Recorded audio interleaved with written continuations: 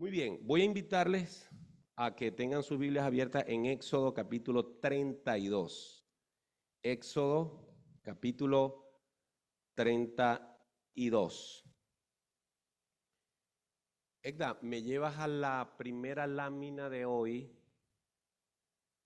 Está casi, es la parte que se llama rechazo del pacto. Muy bien.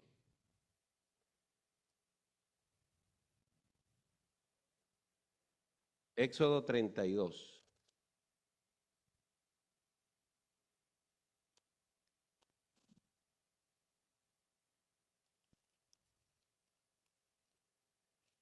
Ok, hermano, fíjense, ¿no?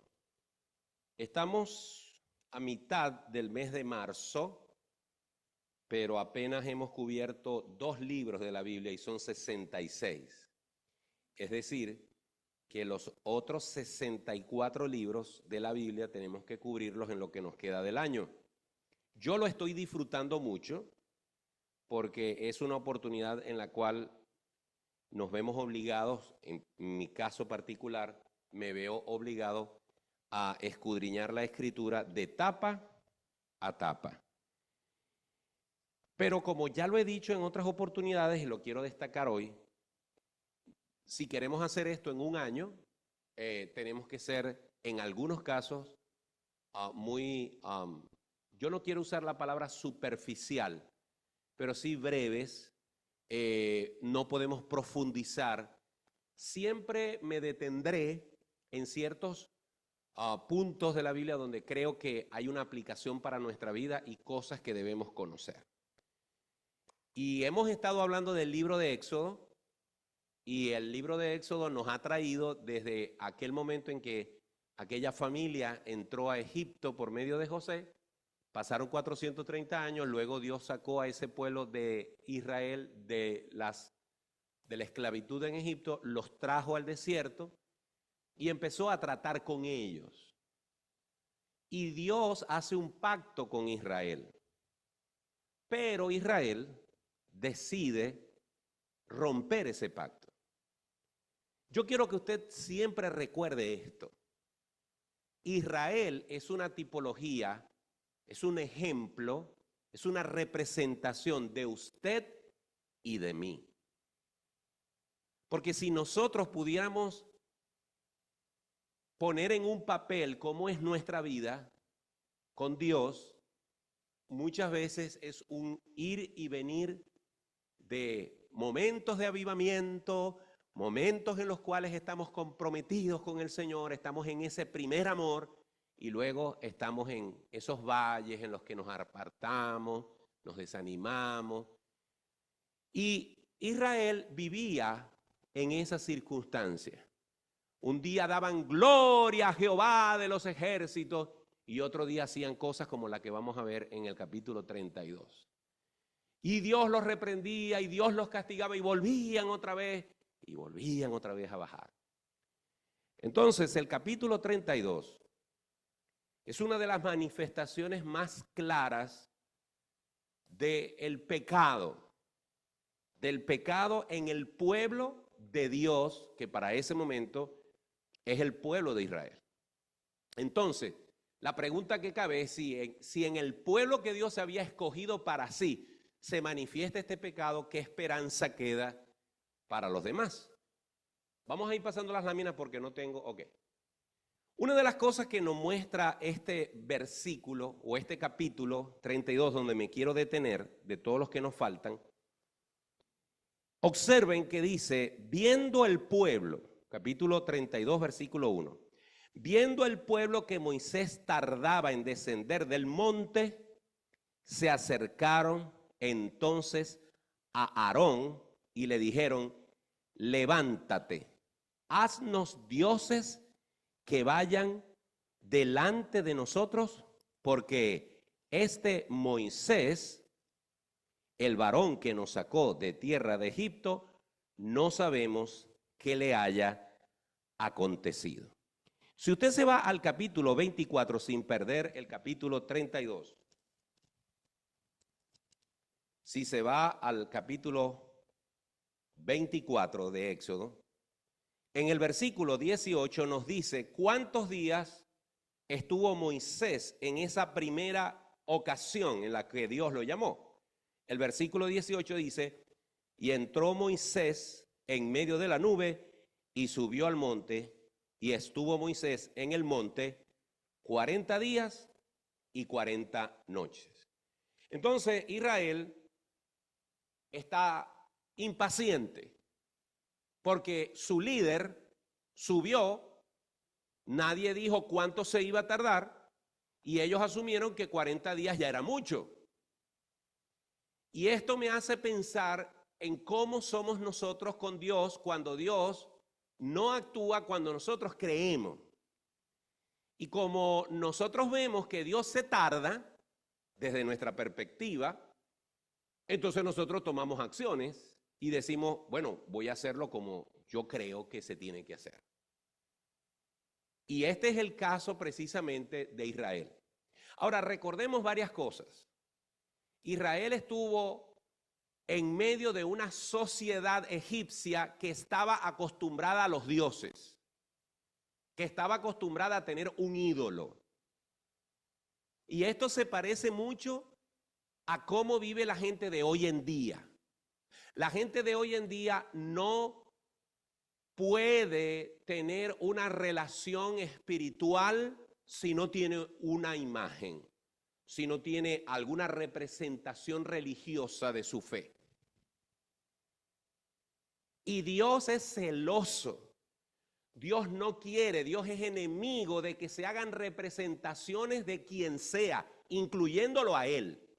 Como ya lo hemos dicho, esa imagen de la Trinidad, de un viejito con falda, barba, Jesús al lado y una palomita arriba, es una temeridad dibujar a Dios. Tratar de representar gráficamente al creador del universo es una temeridad.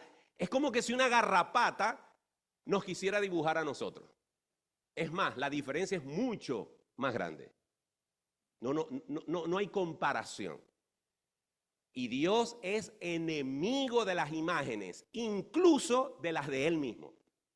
Por eso Éxodo dice, no tendrás dioses ajenos delante de mí. No te harás imagen de nada de lo que está en los cielos, en la tierra, ni debajo de la tierra. Porque yo soy Jehová, tu Dios celoso, fuerte, que visita la generación de los que me aborrecen hasta la tercera y cuarta generación.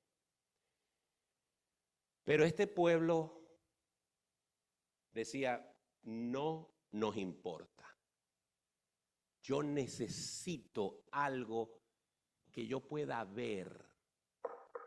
Yo necesito algo que yo pueda tocar. Y me voy a hacer un Dios.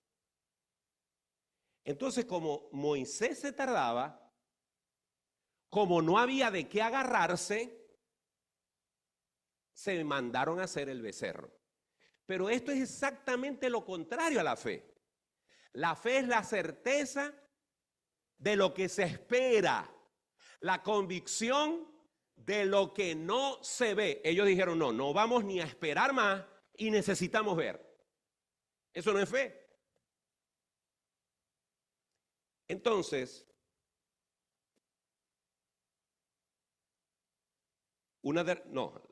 deja la anterior. Entonces, en este pasaje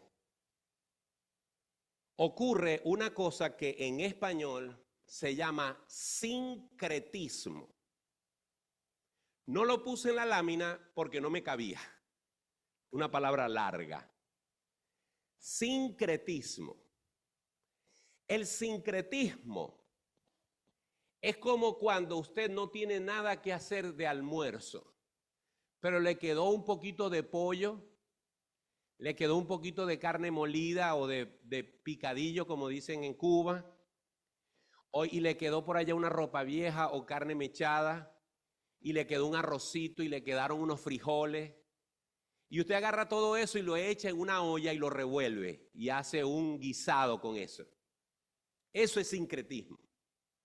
Sincretismo es decir, yo creo en Dios, pero también necesito a fulano o a fulana o esto o aquello, y empiezo a mezclar cosas, a veces más graves que otras. Por ejemplo, en Cuba, esa mezcla de la magia negra y la magia blanca, de los yoruba, de babalao, de yemayé, de yemayá, de no sé qué cosa, es una mezcla de Dios, pero de espíritus inmundos. Y así pudiéramos pasearnos. Por ejemplo, en Venezuela hay una montaña que se llama la montaña de Sorte, con una reina, con una bruja, con un ídolo, con una cosa horrible que está allí que se llama María Leonza. Y la gente en nombre de Dios se saja, se corta, se hacen ritos diabólicos y todo supuestamente en nombre de Dios. Pero ya hay una imagen del negro primero y una imagen de Simón Bolívar y una imagen de este y de aquel y de aquel. Eso se llama sincretismo, cuando usted toma a Dios pero quiere mezclarlo con ídolos. Qué cosa tan aberrante. Es una cosa nauseabunda delante de los ojos de Dios. La Biblia llama eso abominación. Abominación a Jehová, abominación a Dios. Es como que si usted está casado y su esposa llega a la habitación y usted tiene dos mujeres metidas en el cuarto y usted le dice, yo te amo, mi amor, pero la necesito a ellas dos también. Eso se llama adulterio, fornicación espiritual. Yo quisiera saber cómo se pondría Ekdamar si cuando llegue al cuarto me consigue con dos mujeres más. O si yo llego al cuarto y la consigo con dos hombres más. Mi corazón, mi cuerpo es de Ekdamar nada más. Y mi fe es de Dios y de nadie más. Por lo tanto, Dios es enemigo. La gente dice que todos los pecados son iguales y hasta cierto punto es así. La Biblia dice, toda injusticia es pecado, ciertamente. Pero nosotros vemos que la idolatría, Dios la castiga de una forma tremenda. Y si no, lean Romanos 1, versículo 18 en adelante. Pero, evidentemente, pero lo que quiero leer es esto. Observen esto. Cuando ellos increparon a Aarón, porque Aarón era el segundo a bordo, se fue Moisés y el que quedaba de segundo a bordo era Aarón. Ahora, imagínense que yo dejo aquí al pastor Jerry o al pastor Irán a cargo. Yo me voy de vacaciones, estoy enfermo, lo que sea. Y que ustedes vean al pastor Irán ahí predicando o al pastor Jerry predicando y que de pronto alguien o la iglesia diga, pastor, ya estamos cansados de esos sermones, háblenos de cosas que nos motiven y que nos digan cosas que nos alegren. Y que el pastor Jerry, el pastor Irán, o a cualquiera de los dos, claudique y empiece a suavizar el pecado y a usar ese púlpito para el bien carnal de ustedes. Porque un grupo le dijo, ya estamos cansados de esos mensajes y esos sermones aburridos de que Dios es santo. No, queremos algo que nos alegre la vida. Bueno, sería terrible que ellos no se opongan. Bueno, Aarón dijo, sí, hombre, tráiganme zarcillos y tráiganme piezas y tráiganme cosas que yo se las voy a hacer. Y observen lo que dice el versículo 2. Y Aarón les dijo, apartad los zarcillos de oro que están en las orejas de vuestras mujeres, de vuestros hijos y de vuestras hijas, y traédmelos. Entonces todo el pueblo apartó los zarcillos de oro que tenían en sus orejas y los trajeron a Aarón, y él los tomó de las manos de ellos y le dio forma con buril. Yo no sabía que era un buril. Y el buril es una pieza metálica. También se puede hacer en la antigüedad de otras aleaciones. Incluso hace siglos, cuando no existían los metales o no se fundían los metales, habían buriles hechos de un cierto tipo de roca. Lo cierto es que es como un cincel con el cual se va dando forma a algo. En este caso, a minerales o materiales preciosos como el oro. El buril es como una especie de cincel. Y dice, y él los tomó de las manos de ellos y le dio forma con buril e hizo de ellos un becerro de fundición. Entonces dijeron, Israel, estos son tus dioses que te sacaron de la tierra de Egipto. ¿Se dan cuenta la maldad de esta gente? Que hace poco ha visto al Dios invisible abrirle el mar rojo, darles el maná, cuidarlos de noche y de día, darles agua en medio del desierto. Un Dios invisible, un Dios de poder, pero que no se manifiesta visiblemente. Y cuando pasan unos cuantos días sin ese Dios, necesitan representarse ellos mismos un Dios y después tienen el santo valor a esa cosa que ellos hicieron llamarlo, este fue el que nos sacó de Egipto.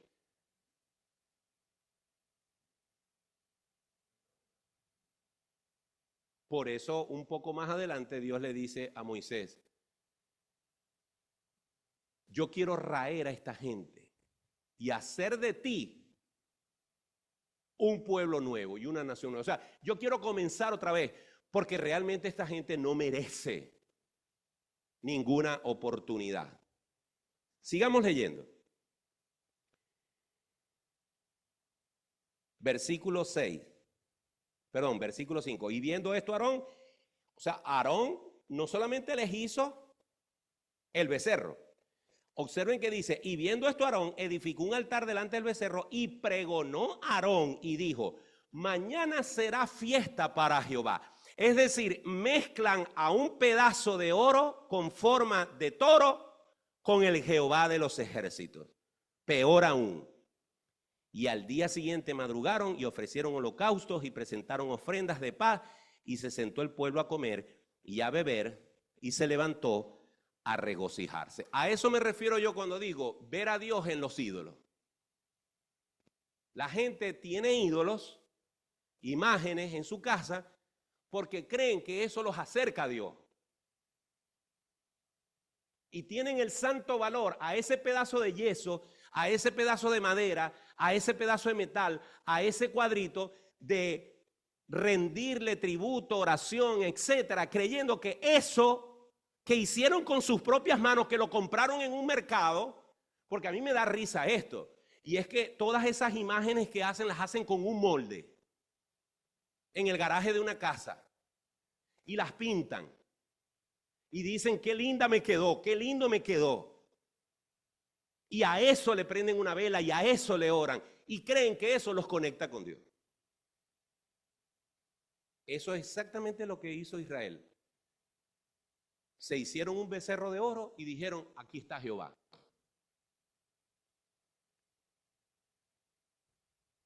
Versículo 7. Entonces Jehová dijo a Moisés, anda, desciende, porque tu pueblo que sacaste de la tierra de Egipto se ha corrompido. Pronto se han apartado del camino que yo les mandé. Se han hecho un becerro de fundición y lo han adorado. Y le han ofrecido sacrificios y han dicho, Israel, estos son tus dioses que te sacaron de la tierra de Egipto. Dijo más Jehová a Moisés, yo he visto este pueblo que por cierto es pueblo de dura cerviz. ¿Usted sabe lo que es cerviz? Esto aquí del cuello, esto. Dura cerviz. Son duros, no se humillan, no bajan la cabeza, son altivos. Este es un pueblo de dura cerviz, me reta.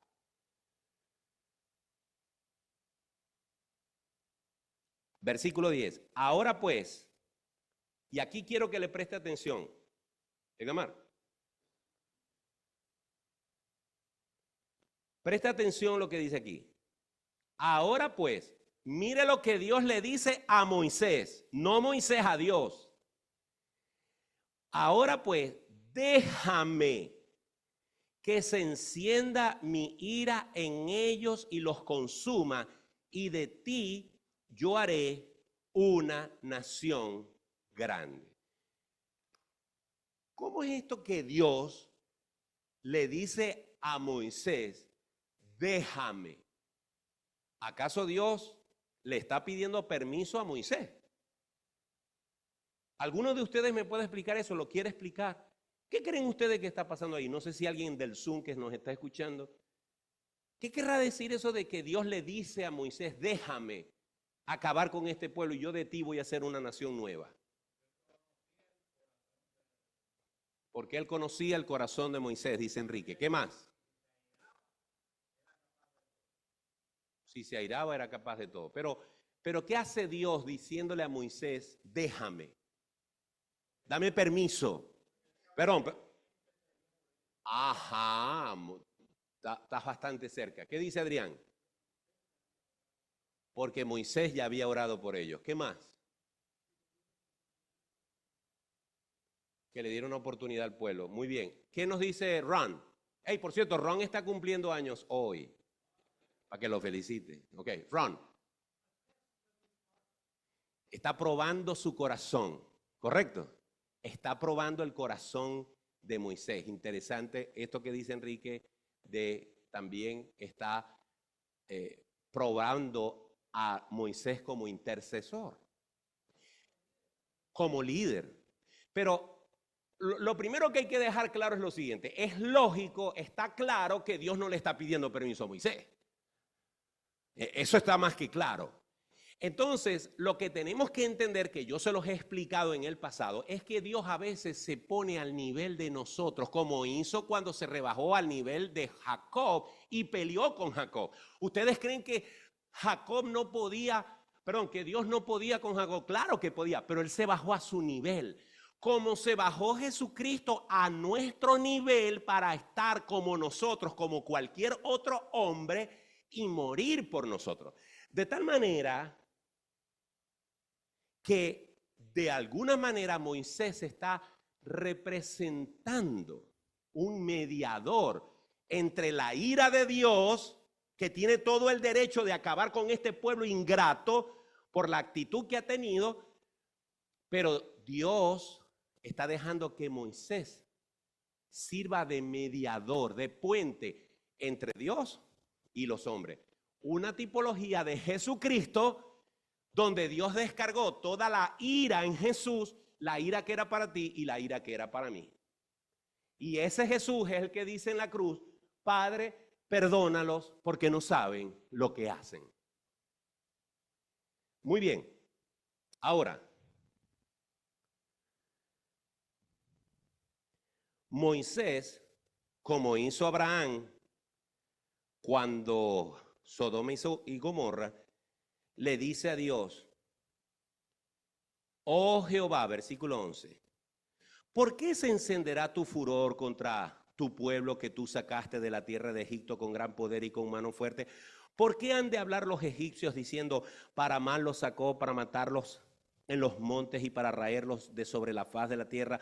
Vuélvete del ardor de tu ira y arrepiéntete. Ojo, este arrepentirse lo que significa es simplemente que no lo haga, que tome la decisión inversa, no que sienta dolor o que Dios crea que se equivocó, no, simplemente que no lo haga. Dice, vuélvete del ardor de tu ira, arrepiéntete de este mal contra tu pueblo, acuérdate de Abraham, de Isaac y de Israel tus siervos, a los cuales has jurado por ti mismo y le has dicho, yo multiplicaré vuestra descendencia como las estrellas del cielo y daré a vuestra descendencia toda esta tierra de que he hablado y la tomarán por heredad para siempre. Entonces Jehová se arrepintió del mal que dijo que había de hacer a su pueblo. Es decir, decidió no hacerlo. Decidió tener misericordia de Israel. Y volvió Moisés y descendió del monte trayendo en su mano las dos tablas del testimonio, las tablas escritas por ambos lados, de uno y otro lado estaban escritas. Y las tablas eran obra de Dios y la escritura era escritura grabada sobre las tablas. Cuando oyó Josué el clamor del pueblo que gritaba, dijo a Moisés, alarido de pelea hay en el campamento. Y él respondió, no es voz de alaridos de fuertes, ni voz de alarido de débiles, voz de cantar oigo yo. Y aconteció que cuando él llegó al campamento y vio el becerro y las danzas, ardió la ira de Moisés. Yo creo que Moisés no sabía. Menos mal que Dios le dijo antes de que él viera. No sé si me están captando la idea. Menos mal que Dios fue el que le dijo, mira, allá están aquellos haciéndose, pero él ni se le pasó por la cabeza con lo que se consiguió. Porque si no, él le hubiera dicho a Dios, sí, hombre, agarra y termínalos a todos. Porque observen que aquí dice, versículo 19, y aconteció que cuando él llegó al campamento y vio el becerro y las danzas, ardió la ira de Moisés. Mire, en Venezuela, el 27 de diciembre, se celebra una cosa que se llama el culto, la fiesta a San Benito. Y en una ciudad de Venezuela que se llama Cabima, cerca de donde son los Sánchez, sacan a este santo, entre comillas, un muñeco de yeso pintado de azul y de negro, y primero lo tienen en una iglesia donde le hacen una misa y le oran y le rezan y le cantan, y después de ahí, de la iglesia, se lo entregan a una multitud enardecida. Y cada uno de ellos tiene en la mano una botella de ron, de anís, de whisky. Y pasan el día bañando de ron, de whisky, de anís, aquel santo. Y los sacerdotes allí contemplando aquello, permitiendo eso. O sea, usted ve a San Benito y es como estar viendo el becerro de oro y la gente danzando en nombre de Dios al lado de aquel becerro. Y con eso se consiguió Moisés. Imagínense la ira de Moisés, que cogió las tablas. Es como que si yo llegara aquí y consiguiera al hermano Adrián haciendo algo que no me gusta y la coja con la Biblia. Y yo tire la Biblia contra el suelo, porque vi a Adrián haciendo algo que no me gustó. ¿Qué culpa tiene la palabra de Dios de eso? ¿Qué culpa tiene la Biblia de eso? Pero bueno, así fue la ira, el enojo, la indignación. Y arrojó las tablas de su mano y las quebró al pie del monte. Y tomó el becerro que habían hecho y lo quemó en el fuego y lo molió hasta reducirlo a polvo, que esparció sobre las aguas y lo dio a beber a los hijos de Israel.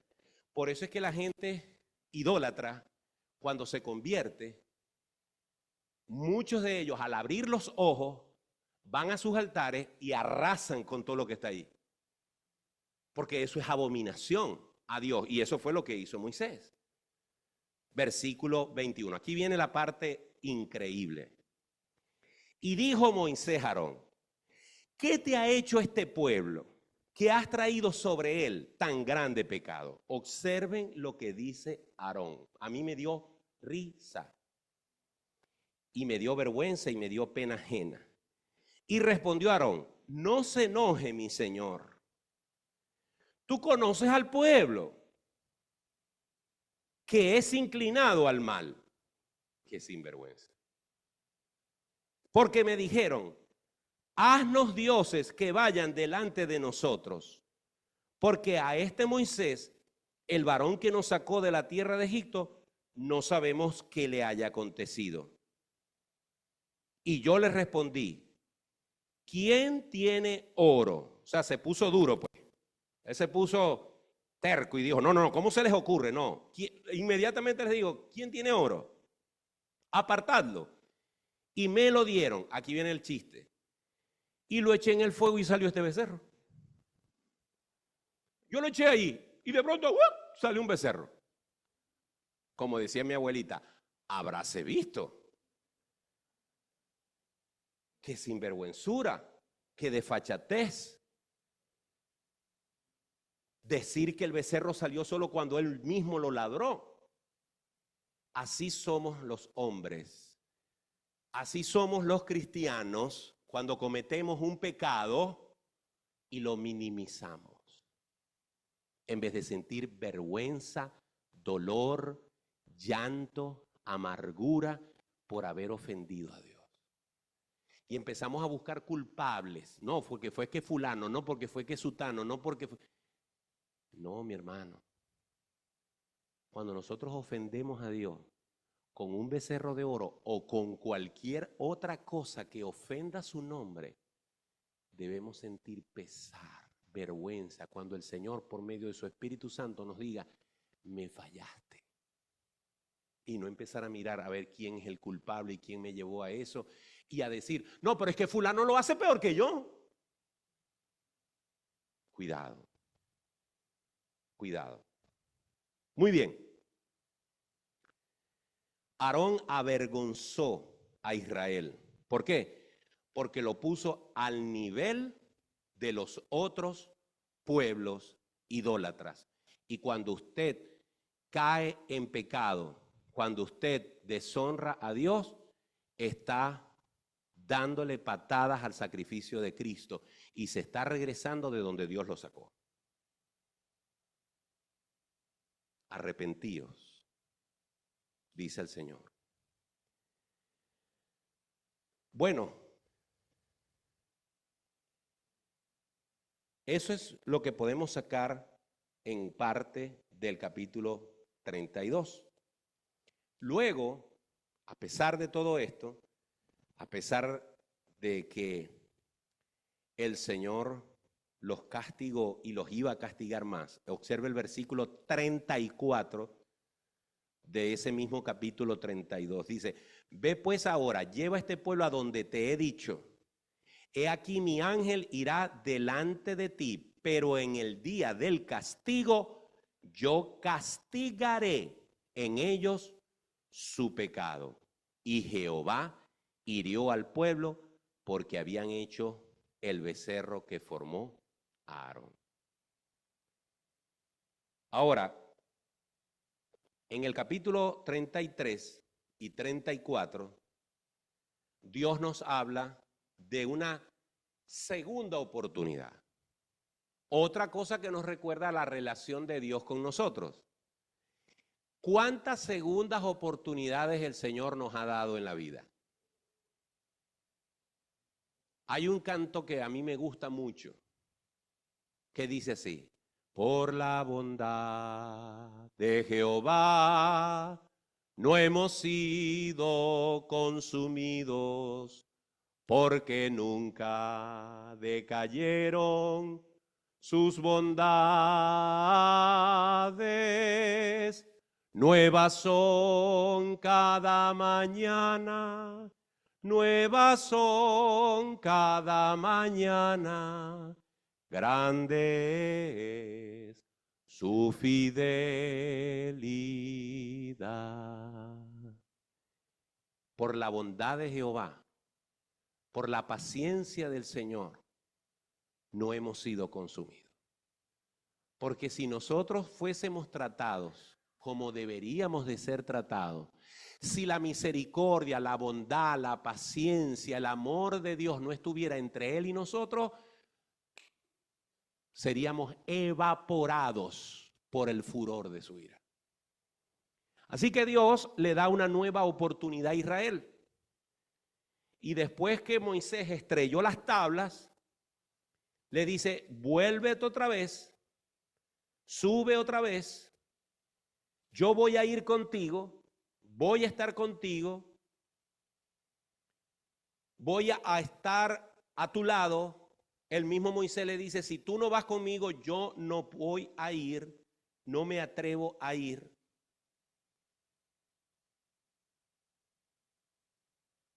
Pasemos a la otra lámina. Y Dios renueva en el capítulo 34, renueva el pacto a través de Moisés con Israel. Pero eso sí, en el versículo 11 les dice, cuidado, vuelven a caer en la idolatría.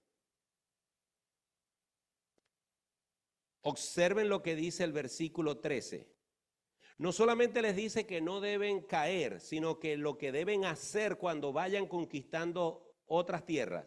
Derribaréis sus altares y quebraréis sus estatuas y cortaréis sus imágenes de acera, porque no te has de inclinar a ningún otro Dios, pues Jehová, cuyo nombre es celoso, Dios celoso es. Hermanos, no se puede exagerar en este tema. No se puede exagerar en este tema. El único a quien debemos honra, gloria, alabanza, adoración, oración, confianza, fe, esperanza, es al Dios de los cielos. Así que en el capítulo 33 el Señor le promete la compañía a Moisés y en el capítulo 34 le renueva el pacto, les advierte contra la idolatría. Y observen en el versículo 27 donde dice, y Jehová dijo a Moisés, escribe tú estas palabras porque conforme a estas palabras que he hecho pacto contigo y con Israel, y él estuvo allí con Jehová 40 días y 40 noches, no comió pan ni bebió agua. Y escribió en tablas las palabras del pacto, los 10 mandamientos. Y aconteció que descendiendo Moisés del monte Sinaí con las 2 tablas del testimonio en su mano, al descender del monte, no sabía Moisés que la piel de su rostro resplandecía. Después que hubo hablado con Dios, y a Aarón y todos los hijos de Israel miraron a Moisés, y he aquí, la piel de su rostro era resplandeciente, y tuvieron miedo de acercarse a él. Entonces Moisés los llamó, y Aarón y todos los príncipes de la congregación volvieron a él, y Moisés les habló. Después se acercaron todos los hijos de Israel, a los cuales mandó todo lo que Jehová le había dicho en el monte Sinaí, y cuando acabó Moisés de hablar con ellos, puso un velo sobre su rostro. Cuando venía Moisés delante de Jehová para hablar con él, se quitaba el velo hasta que salía, y saliendo decía a los hijos de Israel lo que le era mandado, y al mirar los hijos de Israel el rostro de Moisés, veían que la piel de su rostro era resplandeciente, y volvía Moisés a poner el velo sobre su rostro hasta que entraba a hablar con Dios. Es decir, observemos aquí varias cosas, más allá del rostro de Moisés. Y digo más allá, porque ese rostro de Moisés, resplandeciente, producto de su cercanía con Dios, de haber visto las espaldas de Dios, él no pudo contemplar el rostro de Dios. Ningún hombre lo puede hacer y vivir, dice el mismo Señor. Por eso le dijo, yo te voy a meter en una peña y voy a poner tu mano para que te cubra, y lo que vas a recibir de mí es simplemente ver mis espaldas. Y aún así, en esa presencia de Dios, su rostro era resplandeciente. Pero el rostro de Moisés, con todo y lo resplandeciente que era, en algún momento dejó de tener ese resplandor. Y eso es un símbolo o un sinónimo del efecto de la ley. Y Pablo habla de eso a los Corintios, en la segunda carta a los Corintios, en el capítulo 3, versículo 7 en adelante, hasta el 18, él habla acerca de que así como ese velo cubría el rostro de Moisés, así también por un tiempo nosotros estuvimos sujetos a la ley. Pero cuando vino Cristo, él quitó el velo de la ley. Y ahora somos libres en Cristo Jesús. Y podemos ver a Jesucristo cara a cara. Y él nos puede ver cara a cara. Así que eso es una de las cosas que podemos sacar de ese capítulo. Otra cosa que debemos notar de este pasaje 34 es que ¿cuántos días estuvo la primera vez Moisés? 40 días. ¿Y esta vez cuánto estuvo? 40 días y 40 noches. Con una diferencia. No comió ni bebió agua en esos 40 días. Pero hay otra gran diferencia. La actitud del pueblo. La primera vez que el pueblo lo vio salir a la montaña, no sabía cuánto tiempo iba a estar. Cuando llegaron a los 40 días, se cansaron y se hicieron el becerro. Cuando se volvió a ir, tampoco Dios les dijo cuánto tiempo iba a ser, pero habían aprendido la lección del becerro. Así que tampoco sabían cuando llegaron los 40 días si Moisés iba a bajar o no. Pero cuando Moisés bajó no los consiguió haciendo un becerro, sino más bien estaban expectantes y temerosos. ¿Por qué? Porque habían aprendido la dura lección que les había dejado la experiencia anterior. Es decir, hermano, que cuando usted peque, como yo he pecado, cuando le fallemos a Dios, como yo le he fallado, Dios nos perdone, Dios nos restaure, volvamos a pensarlo 2 veces antes de volverle a fallar a Dios. Porque si Él ha tenido tanta misericordia y paciencia con nosotros, no podemos volvernos unos sinvergüenzas, pecando una y otra vez contra el Señor. Bueno, de ahí en adelante, desde el 35 hasta el capítulo 40, encontramos básicamente todos los detalles de cómo se construyó el tabernáculo. Recuerden que el tabernáculo era un templo portátil y Dios empieza pidiendo ofrendas. Empieza diciendo, ok, para hacer esto vamos a necesitar muchas cosas. Vamos a necesitar oro, vamos a necesitar plata, vamos a necesitar bronce, vamos a necesitar madera, vamos a necesitar distintos tipos de telas, vamos a necesitar piedras preciosas, vamos a necesitar muchas de esas cosas. ¿Y de dónde salió eso? ¿De dónde salieron esas cosas tan preciosas que se necesitaban para el templo? ¿De quién? Del pueblo. ¿Y de dónde lo trajo el pueblo? De lo trajeron de Egipto. Lo trajeron de Egipto. En Egipto ellos sabían, antes de salir, ellos le pidieron y hallaron gracia delante de los egipcios que les dieron muchas cosas para llevar. Y las tenían como parte de sus tesoros. Bueno, Dios quería que ese templo portátil fuera precioso, hermoso, perfecto, y requería que el pueblo trajera sus ofrendas.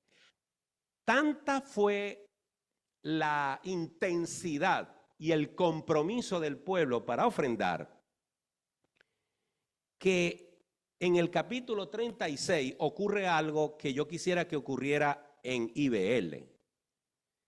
Y es que un día yo les diga el domingo, hermanos, miren, esta semana entró mucho dinero. Este mes entró tanto dinero que no hace falta que ofrendemos los próximos meses. Y eso fue lo que pasó aquí. Observen, versículo 2 del capítulo 36.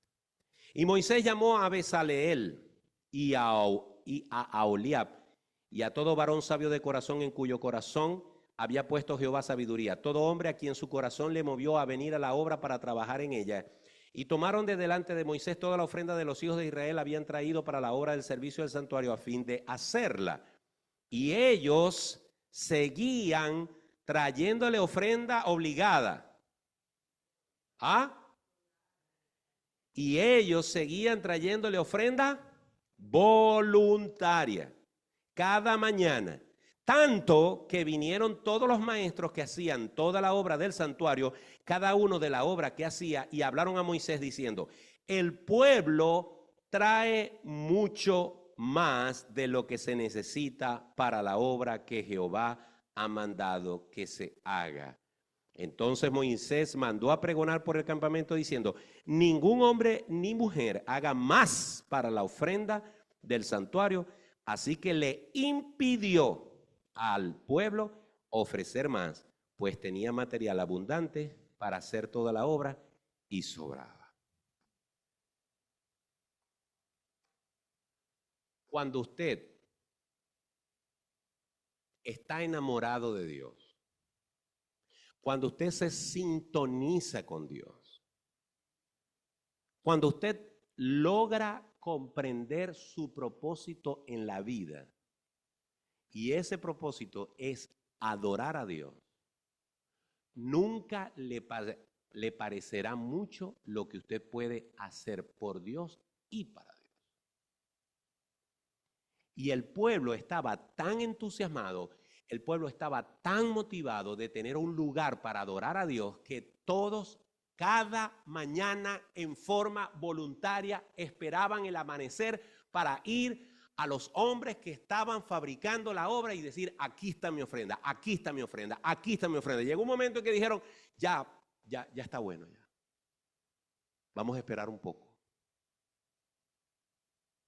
Así que no me estoy refiriendo solamente a dinero.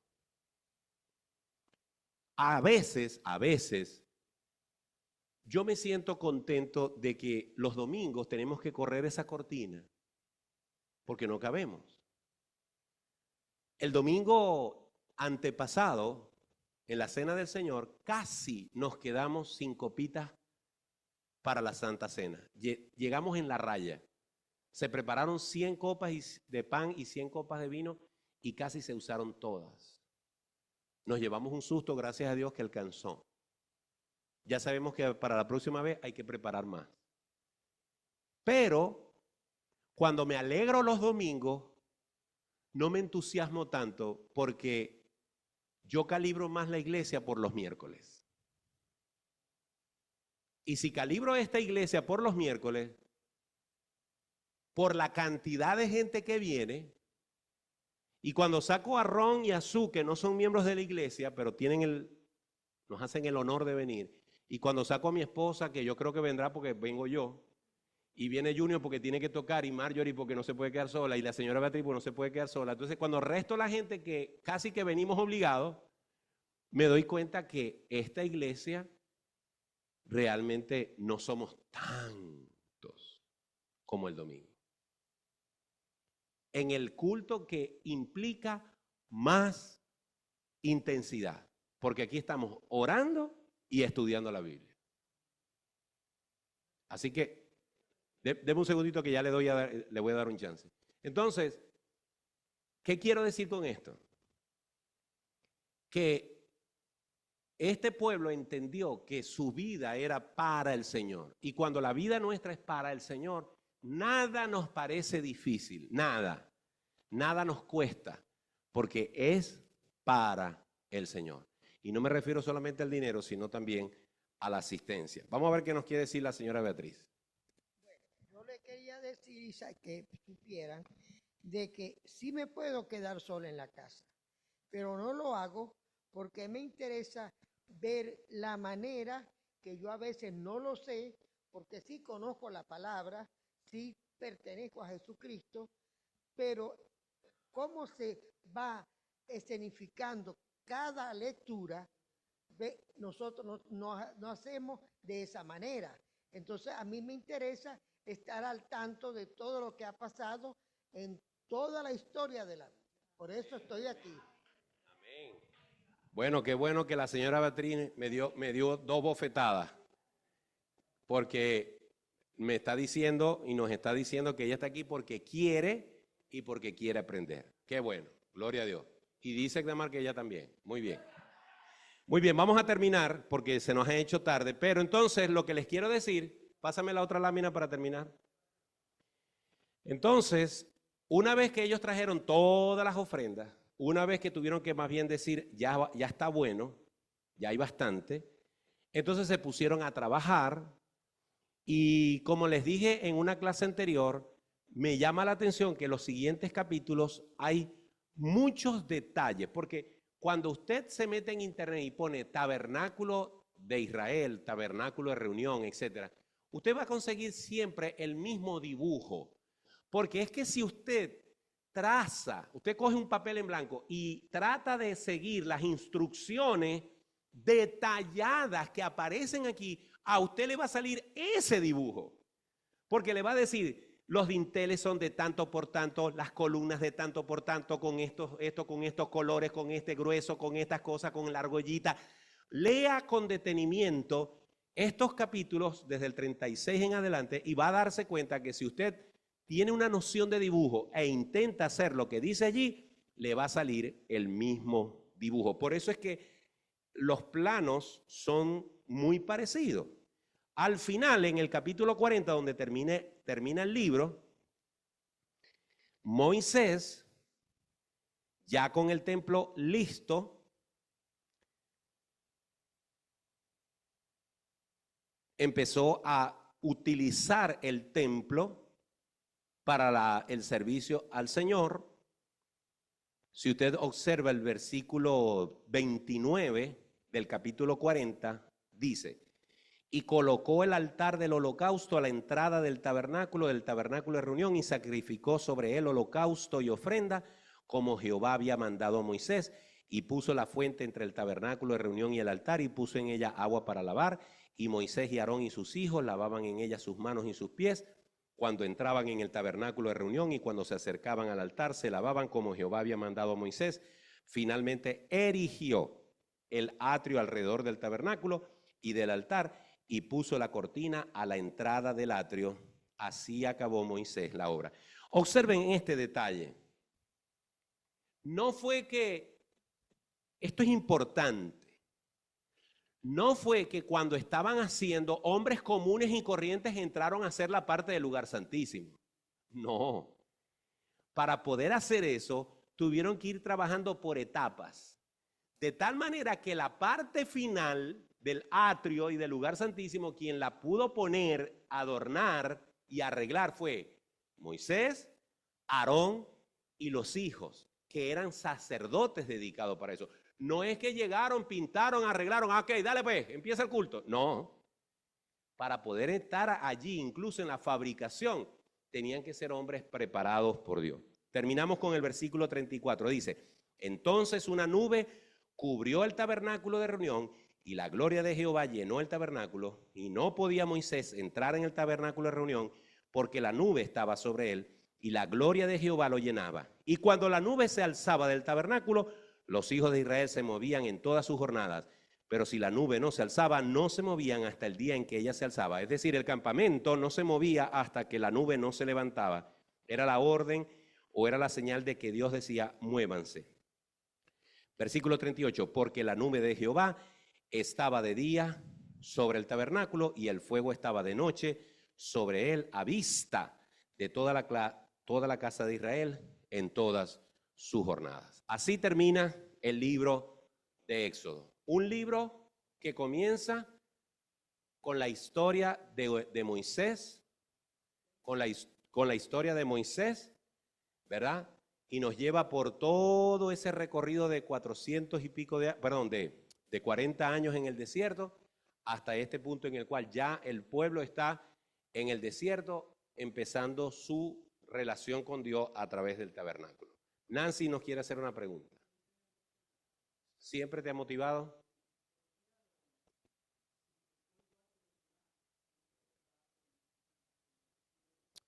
Claro. ¿Por qué Aarón no fue desechado? Si fue, por lo que hemos leído, fue el que provocó o propició todo esto. Mi hermana Nancy, la respuesta para eso es la siguiente. Número 1, siempre he dicho esto y a los hermanos que están en el Zoom, ténganlo presente también. Dios tiene muchos atributos, características. Dios es amor, Dios es paciente, Dios es justo, pero yo siempre he creído que el primer atributo de Dios, del que más me gusta hablar, es que Dios es eterno. Dios no tiene principio ni fin, pero para mí el segundo atributo de Dios, el que más me gusta, es que Él es soberano. Y Él hace como quiere, cuando quiere, con quien Él quiere y no me tiene que dar explicaciones. ¿Por qué Dios no le perdonó a Saúl su error y sí se lo perdonó a David?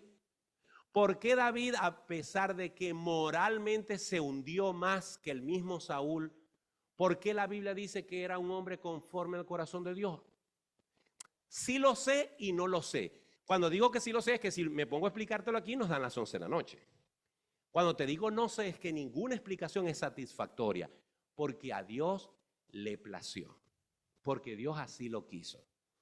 En el caso de Aarón, Dios tenía un plan con Aarón, Dios tenía un objetivo con Aarón y a él le plació perdonar a Aarón, soportar a Aarón, tolerar a Aarón, como nos ha tolerado a nosotros y como ha tolerado a Israel a pesar de su pecado.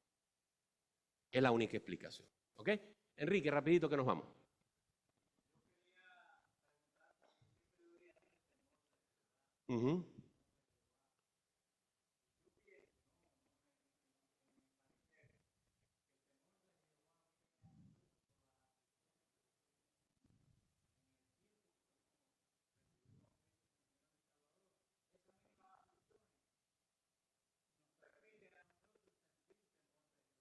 Ok.